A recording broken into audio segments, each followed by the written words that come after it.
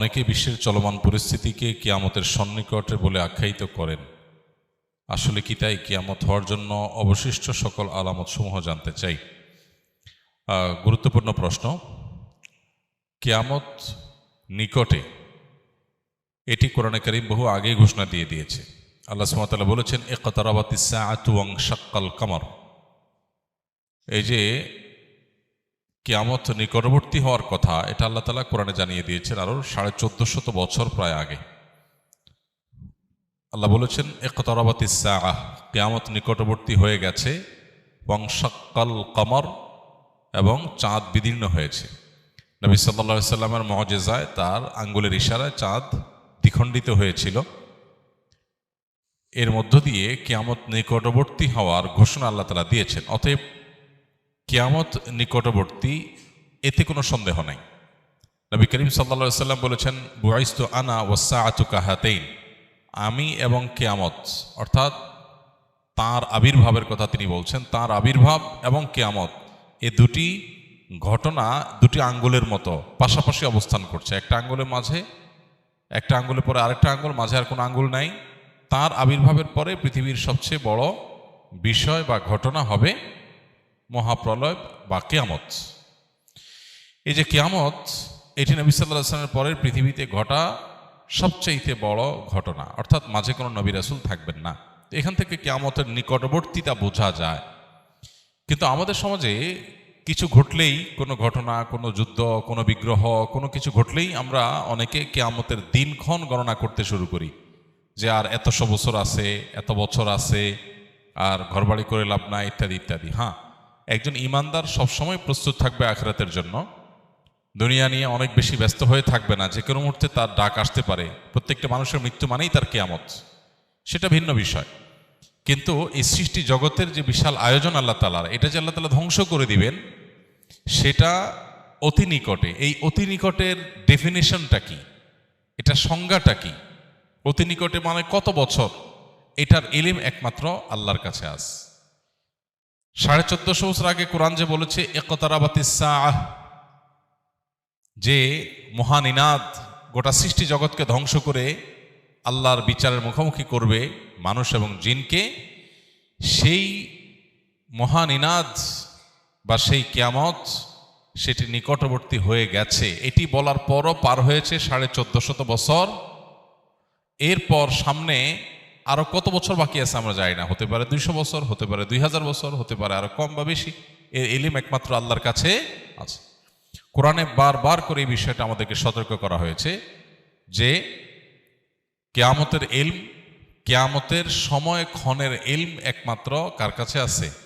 আল্লাহ রাব্বুল আলামিনের কাছে।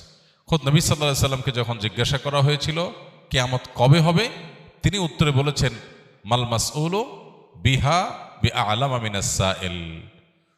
যাকে জিজ্ঞাসা করা হয়েছে তিনি প্রশ্নকর্তার চাইতে বেশি জানেন না। অর্থাৎ ঠিক কবে হবে এই দিনক্ষণ আমরা কেউই আসলে জানি না। এটা জানেন কে? আল্লাহ রাব্বুল আলামিন। তবে হ্যাঁ, কিয়ামতের অনেক আলামত আছে। এই আলামতগুলো আপনি চাইছেন যে অবশিষ্ট সকল আলামত জানতে। কিয়ামতের সকল আলামত একসাথে জানানো কঠিন। কিয়ামতের আলামতগুলো দুই প্রকার। একটা হলো আলামাতে কুবরা, বড় আলামত। বড় আলামত বলতে উদ্দেশ্য হলো যেগুলো কিয়ামতের ঠিক কাছাকাছি সময়ে একেবারে শেষ মুহূর্তে প্রকাশ পাবে, যেগুলো দেখে মানুষ বুঝবে যে শেষ, আর সুযোগ নাই। যেমন সূর্য প্রতিদিন পূর্ব দিক থেকে উঠে, ওই দিন পশ্চিম দিক থেকে উঠবে, তখন সবাই বুঝে যাবে যে হ্যাঁ শেষ। তখন তওবা করলো আর তওবা কবুল হবে না, একেবারে শেষ কিয়ামতের এই আলামত প্রকাশের পর। এছাড়া আরো কিয়ামতের 9টি আলামত আছে। হাদিসে মোট 10টি আলামতের কথা বলা হচ্ছে। এগুলো কিয়ামতের একেবারে নিকটবর্তী সময়। কয়েকটা বড় ভূমিধস হবে, হ্যাঁ, তারপরে ইয়াজুজ মাজুজের প্রকাশ, আত্মপ্রকাশ ঘটবে। দাব্বাতুল আরদ, একটা প্রাণী অলৌকিকভাবে প্রকাশিত হবে, ইত্যাদি ইত্যাদি কিয়ামতের আলামত আছে। আর ছোট আলামত যেগুলো, ছোট আলামত বলতে যেগুলো কিয়ামতের অনেক আগে থেকে প্রকাশিত হওয়া শুরু করেছে, যেমন নবী করিম সাল্লাল্লাহু আলাইহি সাল্লামের আবির্ভাব ইটসেলফ কিয়ামতের একটি আলামত। কিয়ামতের আলামত মানেই কিন্তু নেগেটিভ কিছু না। আমরা মনে করি কিয়ামতের আলামত মানেই খারাপ কিছু। এটা সবসময় জরুরি না। হ্যাঁ, বেশিরভাগ আলামতই হয়তো, বা একটা উল্লেখযোগ্য সংখ্যা আলামতই হয়তো নেগেটিভ বা খারাপ জিনিস, অপ্রত্যাশিত জিনিস।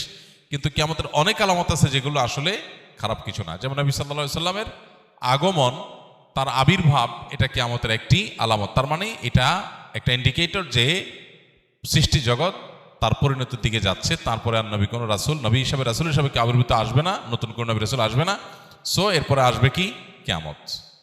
তো এটা থেকে নিয়ে শুরু করে কিয়ামতের আলামত সমূহের সংখ্যা কি, এ সম্পর্কে সৌদি আরবের একজন স্কলার ডক্টর মোহাম্মদ আল আরিফি, তার একটা বই আছে নেহায়াতুল আলম, আর একটা আছে আরশাতুস সাআহ নেহায়াতুল আলম। এই যে বই, এই বইয়ের মধ্যে তিনি অনেক ডিটেইল আলোচনা করেছেন। আমরা এগুলোকে সংক্ষিপ্ত একটা ছোট্ট ছোটি বইতে প্রায় 10 বছর আগে একত্র করেছিলাম, কিয়ামতের 141 আলামত এই নামে।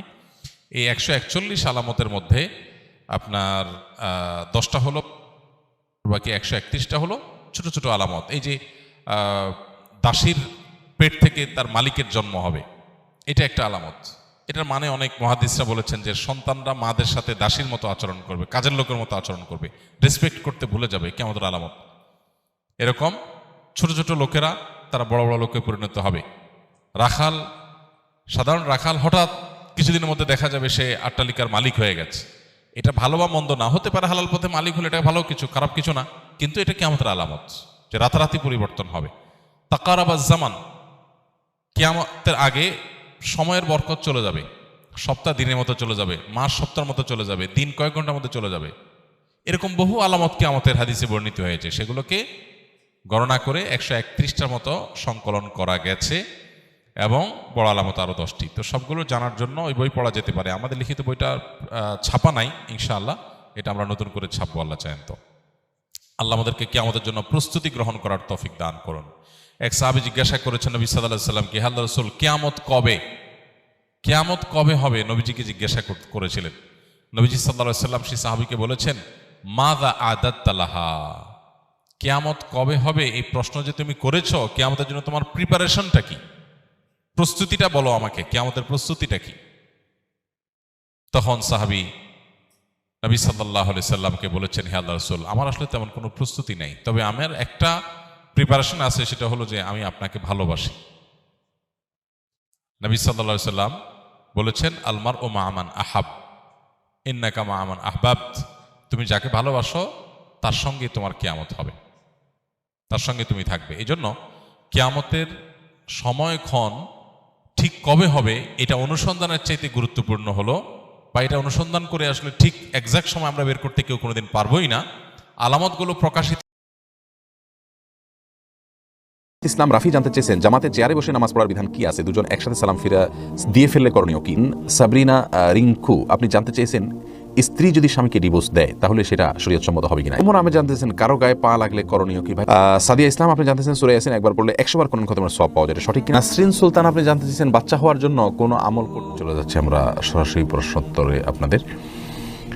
সর্বপ্রথম যে প্রশ্নটি আমি দেখতে পাচ্ছি, আপনি জানতে চেয়েছেন, স্ত্রী যদি স্বামীকে ডিভোর্স